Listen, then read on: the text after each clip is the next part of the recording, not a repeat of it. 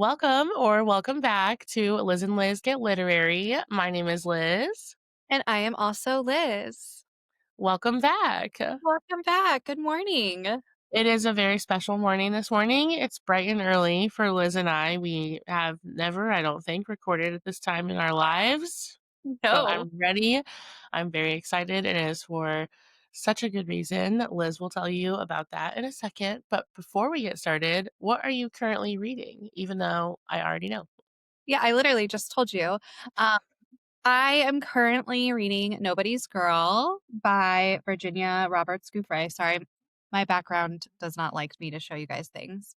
This is a memoir. This will be my ninth nonfiction book for the year, which, if you guys recall, I only wanted to do six. So this is a very hard memoir to this has taken me over a week to read, because I have to do it slow. There's a lot that Virginia has to say, and I really wanna give her the due. So my goal today is to get through quite a bit of this. I'm decent. So, yeah. How about you? Well, last night I finished Alchemy of Secrets by Stephanie Garber, and it was, as we previously discussed, a flop, and that's okay. It's all right. I gave it a 3. Oh, a 3. Well, I mean, a 3 isn't bad. A 3 is like, it was mediocre, but because Caraval is like one of your top tier, Mhm. that is a little bit disappointing. Yeah, for But me, a Stephanie Garber 3 is a flop. The lowest I've ever given one of her books is a 4.5. oh, yeah. Yeah, because you love, Right. Once Upon a Broken Heart and everything too. Like, Mhm. do you like Caraval more or Once Upon a Broken Heart more? Caraval for the memes, but Once a Broken Heart for the quality. Okay. I still need to finish Caraval. Can you believe that? And I need to get into Once I Upon a can. I can believe that. It's not your like, I love you because you wanted to read it because I love it, but it's not your thing. I'm gonna finish it though. I remember enough that I know I can get into finale and be fine. Like, that's what's crazy is, like, I feel like sometimes, like, well, I'll have to start all the way over. No, I remember enough that I know what I'm gonna. Yeah, the plot is amazing, and, like, what her mind can do with these fantasy worlds is so cool, and every single time, it's unique. Mm, It's just they are I wish I would have read these when I was little, yeah, yeah. because I think that would have changed my life. So, I finished that last night, and then I got farther into Red Rising, which is really, really good. Okay, It's well, we really both good. ordered the The special hype is edition, crazy. Mhm. so it better be good. The hype is real. We were discussing this last night, and I don't think anymore in saying that something is overhyped or underhyped, Mhm. but this is just hyped It is. It and is. is hyped for a reason. So that's where we're at. Is it explain it to me. So is it more fantasy? Like, is it more like It's like sci-fi? a dystopian fantasy. It's not Okay. quite I think people will disagree with me. I don't feel it's that sci-fi. It is taking place on Mars. And there are also, the, narrator is Irish, and everyone in the book is Irish, so I'm wondering if that was intentional and we're trying to do, like, that working class Irish potato vibe, um, because they are people that are working inside the planet, and they're digging, and they're creating a livable world for the richer people in the future. Interessant. And there's like this prize called a laurel, and if you find the laurel or dig the laurel or whatever that day, that class gets all these prizes like food prizes, food, Oh, food, water, things like that. And so, but every time the red clan wins it, they never get it, and so there's lots of unrest. So I'm obsessed with it. yeah. Well, we were both at Sunbound yesterday, and we both said, "Well, you were telling me you were like you're gonna love it." And the new Red Rising special edition has been released, and so we were like, "Just order it. we'll, Go we'll get ahead. it." Go ahead and order it. So, Yeah, that's my journey, and we'll see how it goes. I'm sure I'm gonna be reading the whole thing in December. I have a guess. that's so exciting. So yeah. Do you want to tell the people why we are bright-eyed and bushy-tailed this morning? Yes, you guys. I am so incredibly excited to let you guys know that T Mikkel is going to be joining us here in just a couple of minutes. If you do not know T, you are missing out. She is a phenomenal human being. I had the absolute honor, and Liz did as well, of meeting her in person because she is semi local to us. She is a screenwriter for House of the Dragon over in Europe. So that's why we are here super early. And she also is a screenwriter on the new HBO show coming out, The Night of the Seven Kingdoms, which looks just as good. I love House of the Dragon. I don't know if I Mhm. 100% love it more than Game of Thrones because how can you? But I love the Targaryens, so I have been sat. We often have debriefs after. And she just debuted her first novel. It is called The Archivist, and it is a sci fi romance. There are some callbacks to some of our favorite books in it. Twilight is one of them. And it follows Cora, who has a very special blood type that allows her to potentially time travel. And I'll let T get more into telling you guys about the book, but we did read it and we really enjoyed it. And it was a lot of fun. It's very unique. And I think a lot of you guys would really enjoy it, especially if you're like me and in your sci fi era. That is one thing I am eating up right now. And so she will be joining us here soon. And I'm excited. I'm so excited. This is gonna be such a treat. Hi, everybody. I'm here along with my Christmas tree and Yay. my non alcoholic beer for my Sunday treat. Ooh, is it I'm good? such a loser. It's fine. What time is it there? It is, good question. It's 2:30 in the afternoon. So as we talk, you'll see the sun starting to go down. It's a great timeline, over here. Depression season. Actually, it's okay moving into the holidays. You can really lean into like the pub culture and the cobblestones and the history and the festive lights. And then December 25th hits, and it's just like, oh no. Oh no. Oh Like, no. And then January comes and February and it's still dark and oh God. Um, but we are all blessed. yes. We woke up today to another snowstorm, so What is going on in Indiana? Or is it the entire Midwest? Is it the entire country? What's happening?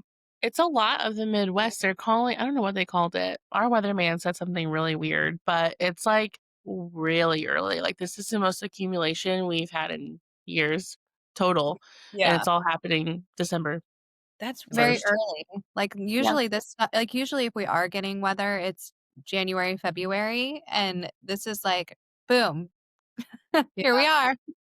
I mean, I wonder if it's just a sign of things to come or if it's just, getting out of its system a little bit early. I don't know who can say, ladies. This could be really bad. Yeah, who I can don't say? know. It's be really bad for you. It's really throwing a wrench because I have all of these fun, like, activities that I wanna do with my family that are outside, like going to look at lights and stuff, and I'm like, "But it's -4." No, no, No. sorry, sorry.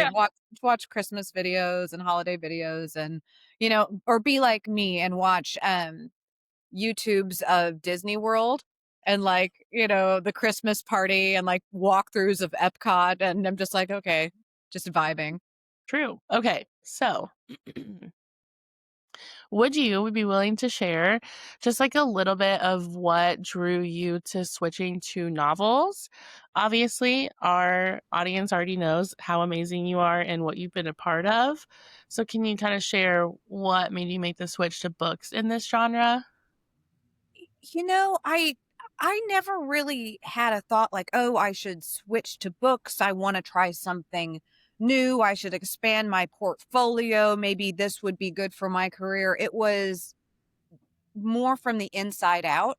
I had a story kicking around in my brain. It started as characters kicking around in my brain, and it took years to sort of manifest. And I wrote in fits and starts. It was not a straight line. Um, and I always knew it was a trilogy, weirdly, but I never set out and thought, oh, well, this would make sense, marketing wise, like this is the way you should do it and this is how you should lay it. I was like, oh no, well, here's the beginning, here's the middle, and here's the end. So I never and I also didn't know how hard it was going to be when I started. And boy, howdy, it slapped me in the face. Writing a book, as everybody knows, writing period is rewriting, and it's very, very difficult. And I learned a lot. and I got better as I went. But yeah, it was an inside out sort of thing. I had to tell the story of Nick and Cora or I'd explode. And so now you have the Archivist Part 1. Ah. Well, we're very lucky that you were gonna explode if you didn't write it, so Do you want to? Okay, so now that we've brought up Nick and Cora, do you want to give us like a brief synopsis of who they are, what the Archivist is, what is the basis? I gave a very, very brief. No, that's good. Honestly, that's the hardest question always for me to answer. Like I do sometimes behind the scenes interviews for like the shows or what have you, and they're, tell us what season blah blah blah is about. And it's always like, oh man, I don't know, it's like outlining something. But yeah, the gist is um Cora is 22 years old. She's very sheltered, and it's a self-imposed isolation. She lost her mother when she was going through puberty, when she was before she was diagnosed with scoliosis. And she's been living this very simple, very safe life. And she has a spinal fusion surgery, the same surgery that I had for my scoliosis. And something was confirmed about her blood that it is something called RH null, which actually exists in our reality, like all of us sitting here. And because of that, she is offered a very, very lucrative job at a laboratory in Spain. The catch is, because there's always a catch, is the job is a little bit dangerous, a little bit mysterious. There are some questions going on here, and so her father hires a friend of his actually his friend's son to go over and protect her when she goes. And thus, What can happen? I what mean, could happen? when a really hot guy is assigned to protect someone, they go somewhere really scary. It's a slow burn. And as you both know, because you've heard me rattle on about this over and over again, one of my favorite movies of all time is The Bodyguard with Whitney Houston and Kevin Costner. And there are so many nods to that movie in book one, a lot in book two. I mean, I have nods everywhere to that film. You probably caught the Twilight nods and the Harry Potter nods. There are many. Yeah. Yes, it was Like, fabulous. you're like, yes, I know. I saw it. You're like, hi, hi, hi. Yes. Stealing, stealing, stealing. Yeah. Yeah. And we also love a grumpy bodyguard too. And I feel that Nick really fits that narrative a Well, bit. he's also my favorite character archetype. You know, a person who doesn't say a lot, but when they do, you listen. Someone super in control of Mhm. their feelings. They don't emote a lot, which can be really frustrating if you're on the receiving end of a conversation with them because they feel like robots, but they're designed that way, or it's programming, so they can have complete control over their surroundings and the situations to do their job. And so Mhm. you see Nick as Cora's bodyguard wrestling with his job, what he was hired to do, and maybe some feelings that are making him feel complicated emotions at the same time, and being mad at himself and sometimes becoming toxic as a result. And whether or not he gives into those feelings or not, if you've read it. Am I just assuming everyone like watching or listening to this has read it? Because I'm like, I'm just we've been spoiling everything. we've been telling them Okay, to, yeah. so hopefully Yeah. I would say, well, we can spoil a little. Let's not do a lot because it is out in the world. You can go buy it right now. And there you go. I have read it. Liz Spoiler. has read it. Yeah, but it's a slow burn romance. There are sci-fi elements to it. I someone said, and it was like the biggest compliment in the world that they were reading like steamy Michael Crichton. ideal. You know what I mean? I was like, yes, that's it. That's Ideal. what I was trying Thank to you. do. That's what we're looking for, honestly. So hopefully they've been listening to us and they have read it. And just like us, they are so excited for book two. And without spoiling, unless you want to, What can we expect from book 2 slash possibly book 3? Where are we going? What's the Um, vibe?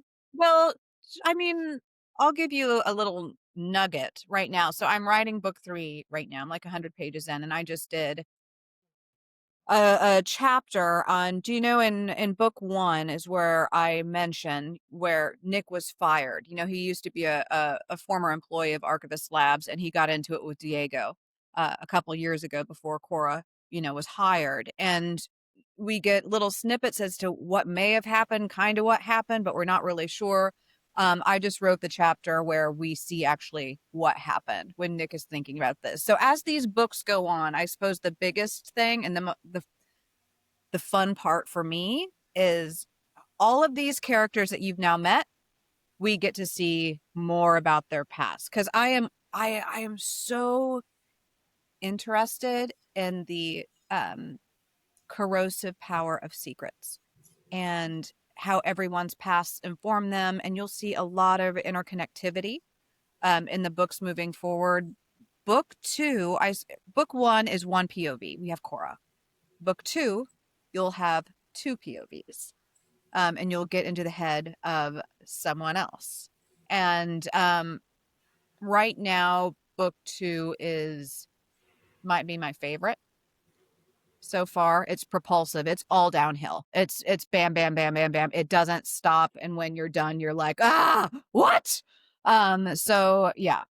And yeah, yes, you're gonna get your time travel. It's all gonna pop off. Trust me. All these things that you're thinking, like it's gonna go hard. And you're gonna see sides of Nick that probably scare you. Perfect. Those are my favorite Or don't sides. scare me, Yeah, right? or hello.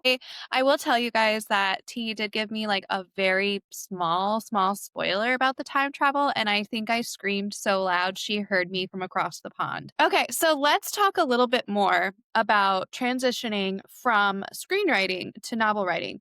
When it came to like the editing process and like when you were writing, because I feel like I'm not a screenwriter, so you can correct me, but it's probably a lot of like dialogue, and you're able to use what you create on the screen to move plot. Did you find that like difficult in a novel to like move the plot with words? Or is that something you're just so naturally doing even in screenwriting? Like tell me how that whole process was. No, it's a really good question. Books are so much harder.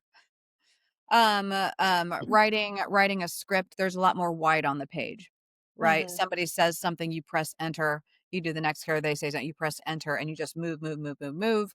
Um, when you are writing a feature film on your own, that's a lot more similar to writing a book, because all the story starts and stops with you. But when Mhm. you're writing for a television show, for example, it's so collaborative. You Mhm. work with a whole bunch of people, and you break all the episodes, and you figure out what goes where, what this episode is going to be, what this episode is going to be. And then you sort of go off and you go write whatever episode it is. But you're a team. You have all these people beside you and behind you. um it's it's really nice, and it feels safe in that way, because with novels or for the archivist, the buck starts and stops with me. Mhm. I when I have a problem, when I'm, oh man, I'm having, it's not writer's block, but I've written myself into a corner. Damn it, what do I do here? I can't go, Debbie, what should I do with this chapter? It's like, I have to figure it out. Mhm. And I also, you expose a lot more of yourself this way. And obviously, just kind of just going off on a tangent, the archivist is obviously very personal too, because of Cora's scoliosis, her surgery, her body issues, what she thinks of herself, the confidence things, and her growth through that is also very personal for me. And, as the books go along, you'll see the moment that we've all had in our lives where we're like, oh, I have to be my own knight in shining armor, don't Mhm. I? Like I have to show up for myself. Um and so going back to that, it's, when you're growing up and you're a kid and life is really, really good. You don't think about boys, you don't think about girls, you don't think about anything other than I'm a Disney princess and I'm going to wear my crown today and wander around outside and eat what I want to eat, and do all the things and watch Disney movies and blah blah blah. And you just exist in this world that's just perfect and safe. You don't have bills, you don't pay taxes, you have no worries. And then one day something happens. And for all of us, it's different and it happens at different times in our lives, but it's probably traumatic for almost all of us when that switch flips. And I remember mine, and this is me going quite way off the question that you originally asked, but I remember We do that often. that's actually, I'm like, but when I was diagnosed with scoliosis, I didn't even know I was crooked. When they told me, "Oh, wow, you are really crooked. And by the way, you're going to need surgery, but we can't do surgery until you're done growing. So why don't you try out this horrific back brace and everyone's going to make fun of you for the next whatever, 7, 8, 9 years until because obviously you can't fuse a spine until it's like done growing. Mhm. Otherwise it can become problematic. But that was when that switch flipped for me and it was instantaneous. I I had no concept of what I looked like, how people perceived me, if I was funny, if I was not. I and then it just changed. Everything flipped on its head and I hid for a long time. And that was one of the early conversations with my editor.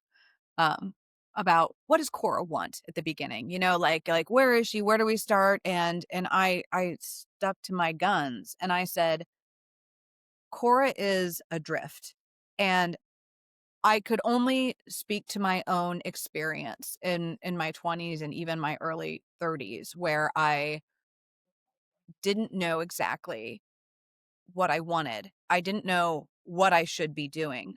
I knew I was going into a lot of debt, working a lot of different jobs, but I was almost incapacitated by fear, anxiety, choice, and not knowing. And that's where we find Cora at the beginning of this. She's in a self-imposed safe place that she's kept herself there, and she is literally kicked out of the door Mhm. to go to Spain with this. But now going back to your question, which I've just remembered what it was. um yeah, books are harder, but they're also liberating in a way. I feel like I move really fast when I'm writing a script, when Mhm. I just typing and I can just move fast, move fast, move fast. But when I'm writing a scene, I can sort of, I always make myself slow down Mhm. first. What do I smell? Is the air damp? Like where am I in a room? Where do I have to walk to? When I first started doing this, I have old like napkins and scrap paper of what the cave system looked Mhm. like because I was writing. So I first, you don't start at least I didn't start that way. The story like came out of nowhere, kind of like George with A Song of Ice and Fire. You start writing a story and then you're like, oh shoot, I better go back and figure out where these places are, or what this land looks like, or what this map looks like. So I was like drawing out like the cave system. So now I know everything that exists and where, just to keep it clear in my brain, because you have to make it clear to the reader, because I can get so frustrating so early. And I guess one of the hardest parts of writing book one for me um, was not info dumping, if that Mm. makes sense. Because I knew I had to explain a lot. But it can become tedious, so I didn't want to go, it's like, okay, so when can this come out and whatever, but how can you also not give it all away and then make someone uninterested? You want to keep the carrot going, but you don't want the reader to become frustrated with too much information or too little. Right. So it was that narrative balance of setting a foundation, um, which was pretty difficult. And, you know, I'm I think I'm just having this thought right now, but writing a pilot is kind of similar. A pilot is really, really difficult to write. Um, to nail, and when you're watching TV and you've seen a good pilot. Mad Right. Men comes to mind. That is a damn good pilot, right? You set the stage and then you have the hook at the end that makes you go, "What? Mm, Don Draper has a beautiful family. He's cheating? What? How could this possibly happen?" So yeah, it was difficult and awesome at the same time. And I will say that when things were going well, when I was writing and enjoying it, um, it felt like I was like flying.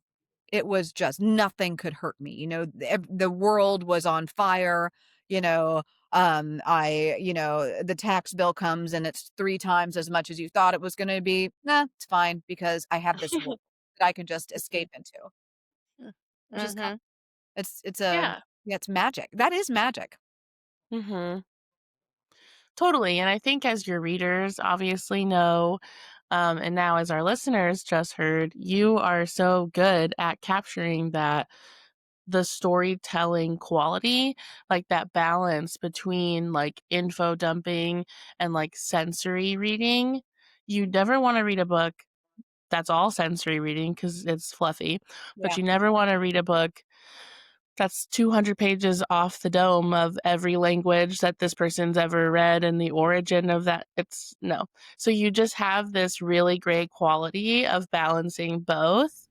And the storytelling is just really, really very well done. So I'm glad to hear you speak on that so everyone else can kind of see where you're coming from with that. And I think this really ties into the next question too. I think working with George, as we told our people before you got here, and working around him, that must have been a crazy experience. And I'm wondering if any of that kind of taught you the in-betweens of the fluff and the info dumping or just the storytelling techniques in general. Yeah, for sure. I will say for any writers out there that that balance that I took a long time to get right, that took work.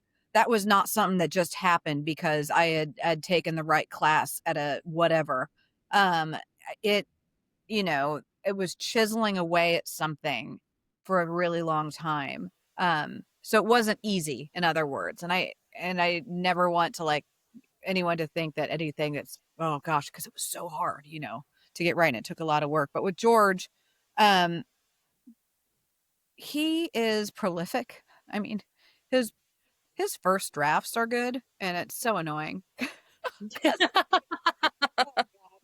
no, I I've learned a lot from him just by reading his books over and over and over again. And a lot of it is weirdly rhythmic to me. Um, there are certain times when you write fast, and then there are certain times when you need to slow down the way you're describing something and let the sentence kind of do the thing like this. And sort of like a musical phrase to me, and George does that really well. But what he does the best, in my opinion, is he knows who everybody is.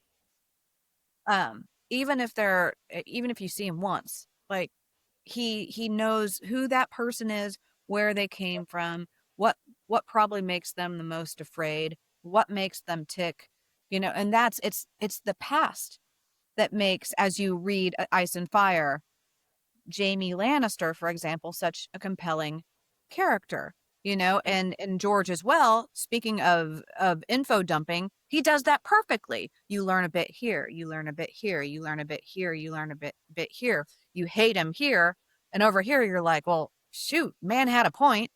Why don't you thank him for what he did? Um, so yes, I've learned a lot from George just by reading his books over and over and over again, and there are many nods, obviously, in the Archivist to Ice and Fire, even though the book is nothing like A Song of Ice and Fire. Um, but he's also helped me through this publishing process. Um, yeah, I'll text him. I'll be like, okay, maybe not even for the Archivist, for whatever it is I'm writing. I'm like, all right, I'm at this stage where I hate what I'm writing and it's the stupidest thing anyone has ever written, and I should stop and I should go back to school and become something else. He's like, normal. I'm like, thanks. Welcome.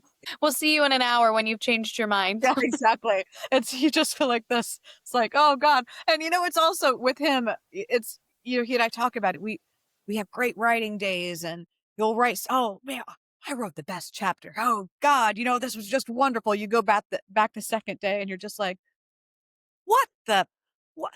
This is terrible. Have you ever Mhm. even written before? Like, what is this? Oh God. It's just, and then you get to the place where it's like, oh, not bad. And then sometimes the really beautiful times and scary times are like, ooh, I love that sentence. How did I get there? Where did that Right. come from? Yeah. Me? What? So it's a surprise. So when you're writing, when you're writing like The Archivist and book 2, book 3, do you outline everything? Are you a chaos demon? Do you write specific scenes and build from that? Like what does the writing process look like for the novel side? I'm different in George that I need to plan. I am very type A. And I have tendencies towards workaholism. So I've always known where the story ends. I've always known what book 2 was. And for book 3, I have um I have 100 pages written of whatever, but I have it fully outlined. And each chapter down to where the setting of the chapter is, what the temperature outside is. So I don't have to waste any time thinking about, okay, what are they dressed in? What is she wearing? Does she bring an umbrella? Is she going to be cold when whatever. And then also, I try to incorporate as much of reality that I can. Sometimes you just have to let the art be art, but I will look at past weather, um, what is it? Statement. I'm losing forecast. I'll look at past Mm. weather Mhm. forecast for, let's say, Basque Country, and I'll be like, okay, just to make sure the temperature actually the moon. So the moon, as described in book 1, anytime you see a description of the moon, that is actually what it was. Was it full? Was it half? Waxing, waning, whatever it is. Always try to keep little things like that right when I can. They're not all right, but because sometimes a girl needs it to be hot outside. I'm sorry. It's true. Mhm. It's true. But I'm glad that you said that because sometimes, like, I've read a fantasy novel before, and I won't say it because I'll let people enjoy things, but she's, like, in England in November, and the sun is shining and people are tanning, and I'm like, "Have you been to Europe? Have you been there? Have in November? Have you ever been there?" So bad. It's, And so I'm like, have you Googled before, you know?" So that's awesome, like, and not everyone will pick up on that, but a yeah. dedicated reader, especially us fantasy readers, will be like, "Oh, she Googled that. She Yeah. researched that's the Well, research," or we she love lived it. Google. We love the Yep. Google. Mhm. We That's love the awesome. Google. That's like the stupidest thing anyone has ever said. Like, can you imagine like people watch it? We love the Google. Oh my God. Just put But that. we do. This is Ti Mikkel. But honestly, we do. And so kind of piggybacking off of that, research, I'm sure, is a huge part of it, but based on your career, obviously, you know your way around world building. And how do you kind of focus on the world building while doing character development? Because that must be a terrible seesaw. Oh my gosh. It was really hard, but that's why book 1 took so long. And that's why book 2 wrote itself. And why book 3 is so much. I had to create, like I said, just like the layout of the cave, describing the materials used. Like I knew exactly what I wanted it to look like. But I went through like architecture magazines and I would find like describing the banisters and the staircases and things like that. I was like, okay, what materials did they use? Because I like that one. And I really like went into full detail mode. And obviously I researched history, terrain, make sure to get vegetation right. Like I said, the art has to take precedence. You can't, because you can get bogged down and all that stuff and just get lost and never write a story or never finish anything. Um, uh, which definitely happens for sure. But yeah, I did my research in places, in certain places, terrain, vegetation, temperature, history of certain areas, language. But the town, the village that I made up, that's obviously doesn't exist. The forest preserve, that's actually a place you can go. Mesa Verde is obviously a place you can go, and to get Mesa Verde right and to be respectful, because I had visited there as a kid, and I think this all kind of it must have just been implanted. Like, that was the seed, that was the spark. Because I remember, like, getting out of my parents' van, and just seeing the Cliff House and being like, "Whoa, this can't be real. This is Mhm. what? This is a different planet. This is crazy. This is the most gorgeous, beautiful, inspiring, epic thing I've ever seen, and it's right here, and I can touch it." That sort of thing. So, I mean, I obviously know that area. I know the Southwest. George actually wrote in Mesa Verde, or not Mesa Verde, in Durango, for a while. So I spent a lot of time in Durango. The Durango Diner, by the way, is a real place. Amazing. That is so cool. Durango's wonderful. Some of the streets I mention are real. A lot of them are not, but Mesa Verde, the foundation, has a podcast that I listen to be respectful and, to describe things in the correct way. Because obviously, well, spoiler, I guess, if you haven't read book one, but squatting where they are at the end is no bueno. Like, that's actually terrible. Like, they should not be there. But you see Cora kind of going, but this is where my memory is, so maybe we could stay. I don't know. So you see kind of like, oh gosh, I know I'm doing the wrong thing, but maybe I should stay here. So yeah, I guess I listen to the experts, a lot of podcasts, a lot of books. And then I would set out and I would outline and I would just go and I would just write. Because you have to leave that stuff behind. I mean, I was so sad through all of it. And even when Cora was having that yo-yo, it's like, oh, Cora, are we a little morally gray now? Like, because I Yeah. feel like originally Cora would probably like stick to, but there was so much pulling her. And like, I'm interested to know if we're going to get more even like on her mother and her father, like coming up in the next couple of books, which I'm assuming, yes. Like, Oh yes. you've touched it, you know all that. And Yes. I'm so interested to see. You've laid so many Easter eggs. Yeah. So has it been hard doing that to like make sure you hit them all and make sure there's no loose ends too? Um, you obviously you do the best you can. I with book two, I think the hardest part is in just not being out because I want to talk about it. Because I've Yeah. been waiting for this. Like, if I had all the power, I would just be like, here's book two. Yeah. Here's book three. It's all done. There you go. Enjoy. But I have no power over scheduling and whatnot. But um leaving stuff behind, I mean, that is a fear, but it's Mhm. also one of the beauties of having written book two and having that done before book one was even came out. So Mhm. I was able then to go back and be like, oh, if I tweak this, then I can do this. Or, ooh, I forgot something silly, something small, and like little tiny tweaks that could get yourself into, you could get yourself into writing trouble. Like, and it's just a word change. I'm going to make it up, but like saying that happened 2 years ago to change it to a few years ago. Mhm. So you're not locked into just little things that can help and to change things. So that's like the good thing. And when book one came out in October, book two was done, but I also had book three fully outlined at that point too. So because I'm always, I have like my anxiety brain. It's like, okay, I just want to make sure that everything is where it should be, as it's do as best as I can with the tools I'm given at a certain time to make sure I nail it and I stick the landing, because landings are hard.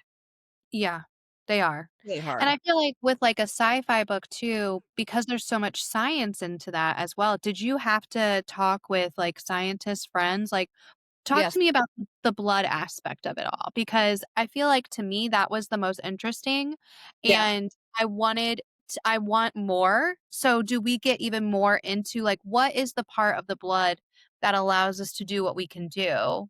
And Book how 2, you'll get into yeah, that. Yeah. yes. And like Yes. did you have to talk to people who deal with like blood types and stuff? I I have a cousin who's a doctor who I have asked a few questions to. Mostly, I have a physicist friend who I've spoken to many, many times for various things. And I would just be like, okay, I know this isn't possible, but if it were possible, could I do it like this? Or what if somebody, da da da da da da, or what is something that blah blah blah blah blah, and I'll get little snippets of things that are real that then I, as an idiot with science, can Yeah. figure out how to make it. All right, I'll just be my fantasy brain and I'll make this work. So yeah. That is so cool. I cannot wait for book 2. I'm so excited. Perfect. Well, we are so incredibly proud to literally know you and be talking to you, and you should be so amazed by yourself that you even have the brain that you have to do this and the skills. And we're just so obsessed with you and the Archivist, and we cannot wait to see where Cora is going next. Oh my gosh. So, do you have anything you want to share with our listeners, like where they can find you, where you engage the most with people, or anything you want to let the people Um, know? Now's your time. yeah, I mean, I have I'm really bad at social media, but I'm becoming better.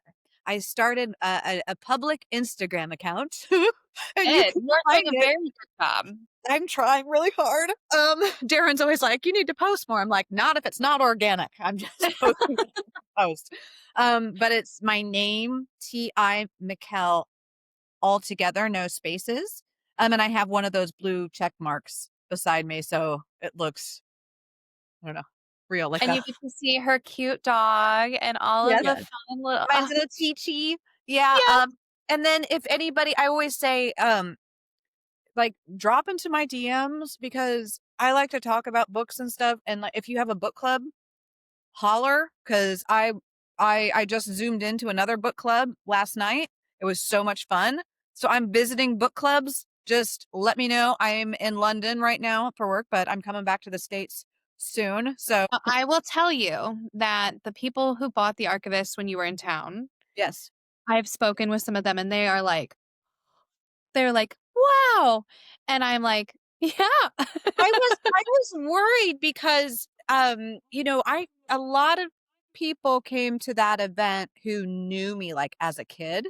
And I was like, "Oh Lord." And I kept telling someone, I was like, there's sex in this book and it's really graphic. And I'm so sorry.